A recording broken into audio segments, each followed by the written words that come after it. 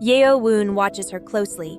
Haein asks what he is doing, why he is not holding her hand, and if they are not going to reconcile. He quickly responds yes and takes her hand, assuring her that he wants to make peace. Immediately, he apologizes for the misunderstanding, though he actually thinks he should have taken the initiative. He feels he should have cleared up the confusion and repaired the relationship. For her part, the girl apologizes for having doubted him. However, the young man keeps reflecting. He regrets having doubted himself about doing things right again. Then she calls him and comments that his hands are bigger than they seem. He looks at her and questions whether that is really the case, wondering if they are not just a normal size.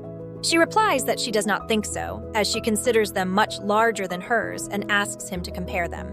He looks at them and confirms that her hands are smaller. She clarifies that it is not that she has small hands, but that his are very large. Yeo-woon, somewhat surprised, asks how she can play the guitar with such small hands and adds that they are very soft. Haein, amused, questions whether that is a compliment and then explains that the guitar has a different structure, which allows her to play an octave without hurting herself. She also mentions that on the piano, she can play an octave without straining her hand too much. This seems to impress Yeo-woon. While she watches him, he mentions that he also played the piano when he was a child. Then Haein asks if he does not want to come in and wait. She adds that he can sit and chat as usual, at least until her uncle arrives. He responds that it's fine, and before entering, Yeo-woon asks what her uncle does. She tells him that he is the boss at the studio where she works. Curious, the young man asks if it is a family business, but Haein replies that it is just a bit dependent. Once inside the apartment, she asks him to sit on the couch while she goes to find something to drink. However, she starts searching for something to drink, as she does not know where the beverages are. Yeo-woon, upon taking a better look at the apartment, comments that there are many band posters and several instruments. Then he remembers that Haein's uncle used to be in a band. After that, he drops onto a beanbag. Noticing a video game console, he confesses that he has always wanted one of those. Then he reflects that Haein used to talk a lot about her uncle and wonders if she visited him often.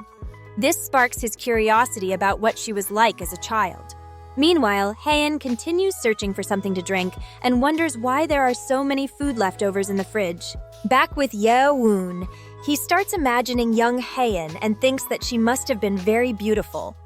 He believes she must have been quite popular, and at that moment, he wishes to see pictures of her as a student. At that instant, the girl returns and offers him something to drink.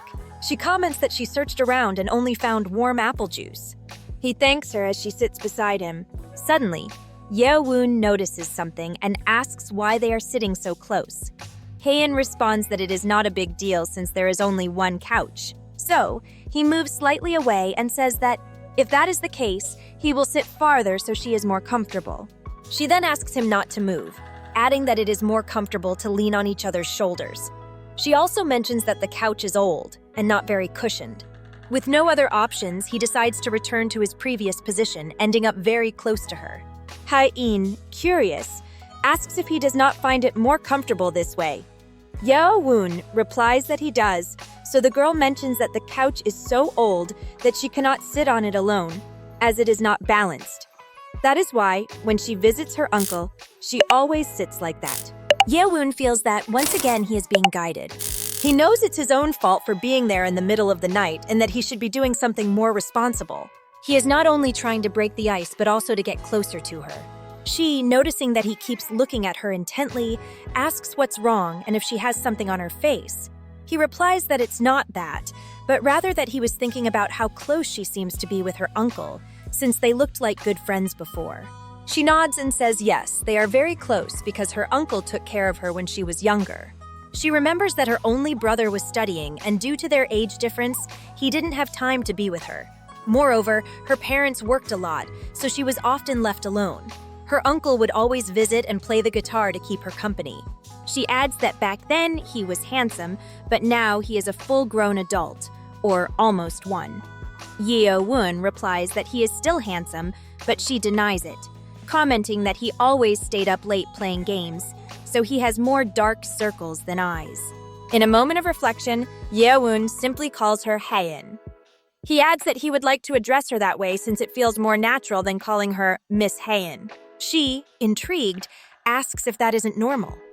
He replies that, as he mentioned before, it's better this way since they are closer, so they can do it. Then, he asks if she doesn't agree. Haein responds that she doesn't know, but she liked it better before. However, the young man replies that he doesn't like it and questions why they always have to do what she prefers. He expresses that he also wants to do what he likes. Haein watches him for a moment and asks what's wrong with him. Why such a sudden change? She accuses him of acting like a puppy and behaving unnecessarily cute. Finally, she gives in and accepts his request but warns him that he can only call her that 10 times. Then she asks if he agrees. He nods, satisfied. Immediately, he starts calling her Haein repeatedly. She, bewildered, asks what he's doing and why he's saying all 10 times at once. He replies that she only mentioned he could say it 10 times and asks if she didn't want to hear it. She admits that she didn't, but that she simply feels a little embarrassed. She lowers her gaze, then looks at him and tells him that now it's his turn. Then she begins to say Yeowon's name several times, until he, surprised, asks what she's doing and why she's imitating him. She responds with a smile that she's just singing, nothing more. Leaning on his shoulder, she asks if he didn't want to hear her. He, noticing how close she is, responds that not in that way and almost instinctively hides. She looks at him curiously and asks if he is now the one hiding out of embarrassment. With a mischievous smile, she comments that now she knows how she felt. Yeowon, for his part, internally questions what's happening to him. He wonders if he is having inappropriate thoughts, but quickly tells himself no, that she just said his name. So he doesn't understand why he feels so excited. He repeats the same question to himself over and over again. Haein watches him in silence, intrigued. Suddenly, she remembers the words of her music companion. When you meet someone, no matter how well you think you know them, don't get too involved. Other people's minds are like the bottom of a river. Even if you think you know its depth, you can never truly be sure. If you jump in thinking it's deep, and it turns out not to be, the only one who will get hurt is you. That's why it's better to have a little faith and fewer expectations, rather than expecting too much, as expectations only distort the image of the other person. Haein thinks that she has been hurt before and doesn't want to go through it again, but somehow, tonight, just for tonight, she feels the desire to move forward. So for the first time, she calls him by his full name, Lee Yeowon. She tells him that there is something she wants to share with him. She confesses, with a calm yet emotion-filled tone, that she was once betrayed. Yeowon, upon hearing those words, is left speechless. His eyes watch her in surprise, and he repeats in a low voice, as if needing to confirm what he just heard. Did someone really betray you? And with that, we've reached the end of this week's chapter. If you made it all the way to the end, I'd love to hear your thoughts on this chapter in the comments. Don't forget to like and subscribe so our community can keep growing and we can reach more fans like you. See you in the next video. In the meantime, if you're from the near future, I'll leave you the next chapter and a comic you're sure to enjoy. Thank you for being part of this adventure.